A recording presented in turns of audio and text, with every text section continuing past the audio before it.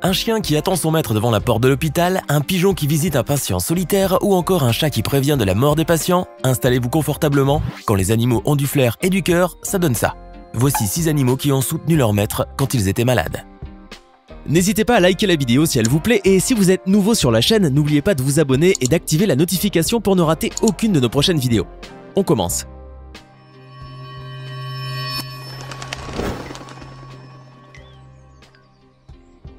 Hachiko est un chien de race Akita. Il est né dans la région d'Akita en 1923 et a été adopté par son maître, le professeur Hidesaburo Ueno. Ils se sont installés à Tokyo en 1924 et ont vécu à Shibuya, un célèbre quartier de la capitale japonaise. Hachiko avait l'habitude d'accompagner son maître tous les matins jusqu'à la gare de Shibuya et attendait toute la journée son retour pour rentrer à la maison. C'est ainsi que leur routine s'est installée et a duré 1 an et 4 mois.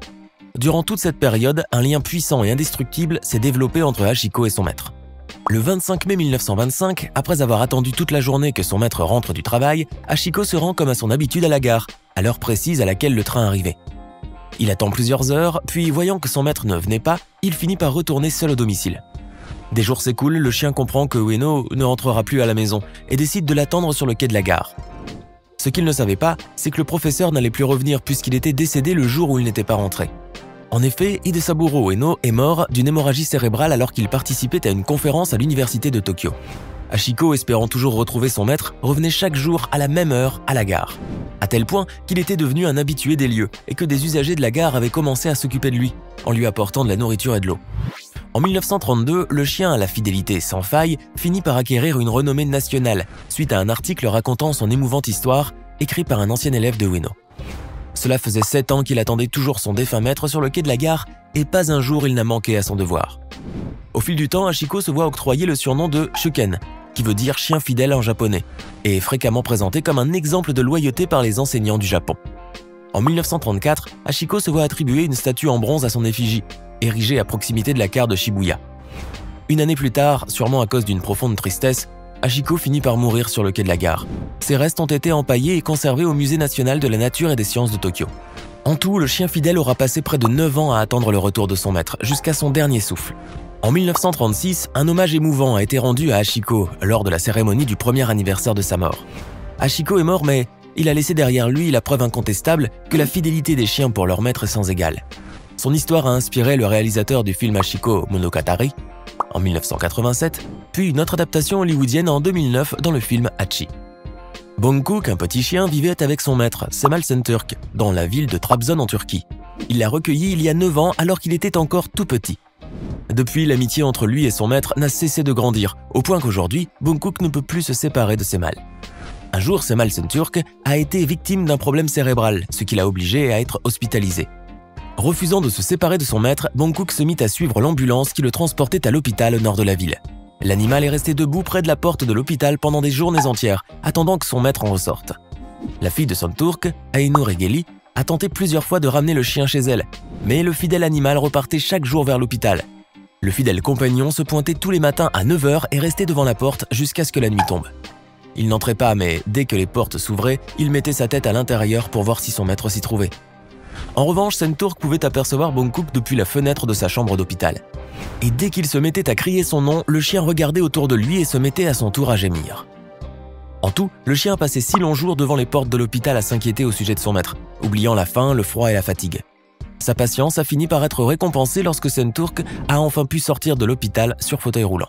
La rencontre entre les deux amis a été très émouvante. Par ce merveilleux geste, Bangkok aura prouvé à son maître qu'il était son plus fidèle ami. Oscar est un chat habitant la maison de retraite Steerhouse Nursing, située à Rhode Island aux États-Unis. Le matou y a élu domicile alors qu'il n'était encore qu'un chaton. 10 ans plus tard, il est toujours là, fidèle à son poste. Oui, parce qu'il en a un, et très particulier d'ailleurs. Oscar passe ses journées à déambuler dans les couloirs de l'établissement et n'aime pas beaucoup se faire câliner par le personnel, ni offrir de tendresse aux patients. Il n'est pas très sociable, en revanche, Oscar possède un don incroyable. Il est capable de prédire la mort des patients lorsque vient leur dernière heure. En effet, lorsqu'Oscar sent qu'un des patients va décéder, il décide de l'accompagner dans ses derniers moments et de lui offrir sa rassurante et chaleureuse présence. Et pour ça, le chat a un rituel bien rodé. Il passe ses journées au chevet de la personne mourante. Il lui arrive de quitter son poste pendant 1 ou 2 minutes pour prendre quelques croquettes, puis retourne aussitôt aux côtés du patient, comme s'il était son ange gardien et qu'il se sentait obligé d'être auprès de lui au moment fatidique. En 5 ans de pratique, le chat de la maison de retraite de Rhode Island se serait rarement trompé sur le sort des patients, se montrant parfois même plus précis que les médecins.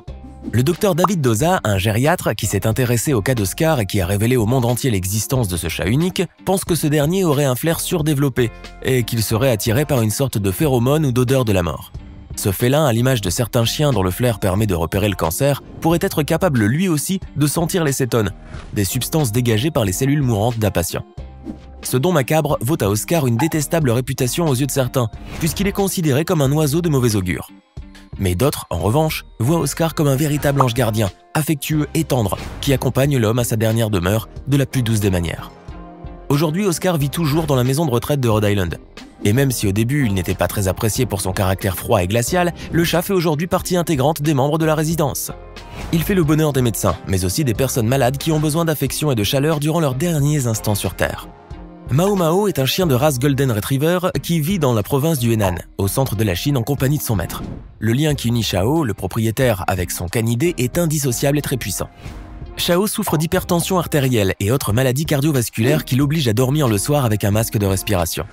Ce détail n'échappe évidemment pas à Mao Mao qui chaque soir veille sur son maître pendant qu'il se trouve dans les bras de Morphée. Chaque nuit, le Golden Retriever se blottit contre son maître. Et pour s'assurer que celui-ci respire bien, la boule de poil pose sa petite tête sur la poitrine de Chao. Il reste autant que possible au chevet de son maître, de peur que quelque chose de mal ne lui arrive. Et quand l'homme se réveille, le canidé se lève à son tour et le suit au pas. Mao Mao prend son rôle très au sérieux que ça en devient gênant pour Chao, qui tente plusieurs fois de repousser son ami à quatre pattes. Mais ce n'est pas de la faute de cette petite boule de poil qui aime son maître et se fait chaque nuit un sang d'encre à son sujet. Avec le temps, Mao Mao finira certainement par s'habituer à cette routine et s'inquiétera moins pour son maître. Il a pu au moins prouver à Chao qu'il pouvait compter sur lui, si par malheur il lui arrivait une crise durant la nuit. Lien Enmar Assayag est une femme qui vit dans la province d'Alberta, au Canada. Elle a adopté une petite chatte âgée de 2 ans, qu'elle a baptisée Panda en raison de son pelage noir et blanc. L'animal très affectueux témoigne beaucoup d'amour pour sa maîtresse. Lorsque Lien Enmar est tombée enceinte, elle a remarqué que le comportement de son chat avait changé. Quand l'animal d'une sensibilité aiguisée a senti qu'un petit être habitait le ventre de sa maîtresse, il est devenu encore plus tendre et affectueux avec elle. La jeune femme ne se séparait plus de son chat. Cette dernière la suivait partout dans la maison, comme si elle se sentait obligée de la surveiller, de la protéger et de s'assurer qu'aucun mal ne lui arrive. Quand elle essayait de se reposer ou de s'étendre sur son lit, Panda grimpait auprès d'elle et se blottissait contre son ventre rond, comme si elle voulait protéger le petit être qui grandissait dans le ventre de sa maîtresse. Le chat posait souvent sa petite tête poilue sur son ventre en ronronnant, comme pour communiquer avec le fœtus. Ce petit ronron contribuait à apaiser et à rassurer le bébé dans le ventre, ainsi que sa maman, puisqu'il a été scientifiquement prouvé que le son des chats permet de réduire la pression artérielle et soulager les tensions. La future maman était donc très chouchoutée par son animal de compagnie. Même si par moments, cela a été difficile pour elle de supporter la présence permanente du chat, Liel a fini par s'y habituer. De toutes les façons, elle ne pouvait espérer meilleur ami pour son futur bébé. Il faut dire que, depuis que le petit chêne a pointé le bout de son nez, la jeune maman est heureuse de voir que le félin est fou amoureux de son bébé et qu'une véritable amitié s'est installée entre eux. En véritable chat-poule, Panda continue d'agir de la même façon avec l'enfant. Elle le protège, grimpe sur le lit où il dort paisiblement, le renifle, se blottit contre lui, pose sa tête sur son dos pour s'assurer qu'il respire bien et ne s'éloigne pas non plus de la jeune maman. Dès que le bébé se met à pleurer, Panda s'empresse de prévenir sa maîtresse et va rassurer le petit, le réconforte tant qu'elle peut en attendant que Liel vienne le prendre dans ses bras. Liel Enmar a peut-être été agacée un moment par ce chat qui l'a collé à longueur de journée, mais elle est aujourd'hui comblée lorsqu'elle les voit aussi soudés, comme s'ils étaient les meilleurs amis du monde. Au Pakistan, ce vieil homme est habitué à aller au parc pour nourrir les oiseaux qui s'y trouvent.